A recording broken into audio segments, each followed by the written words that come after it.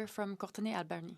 Mr. Speaker, I'm glad to hear that we're all talking about the cost of living and the impact it's having on people across our country. However, Mr. Speaker, we have yet to hear the Conservatives talk about corporate greed and excess profits, despite the fact that oil and gas, big grocery, the big banks, web giants are all having record profits, Mr. Speaker. We saw grocery store margins, go from 1.5% on average pre-COVID to 3.2% today.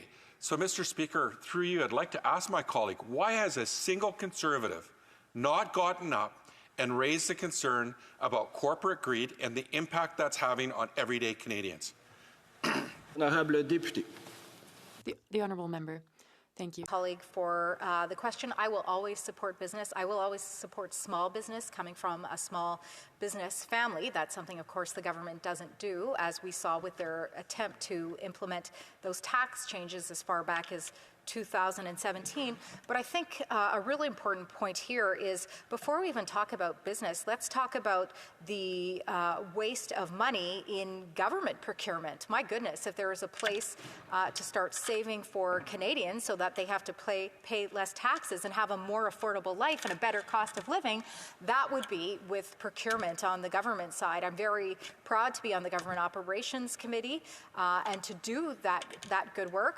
The individual who asked the question is a previous member of this committee as well that looks into that waste. So certainly, while I hear his concern, I will always stand for business, small business in particular, Mr. Speaker. And I'd say let's continue our good work on the Operations Committee, and if we want to continue that good work further, let's bring down this government so we can have a carbon tax election. But let's look for the waste in government first, Mr. Speaker. Thank you very much.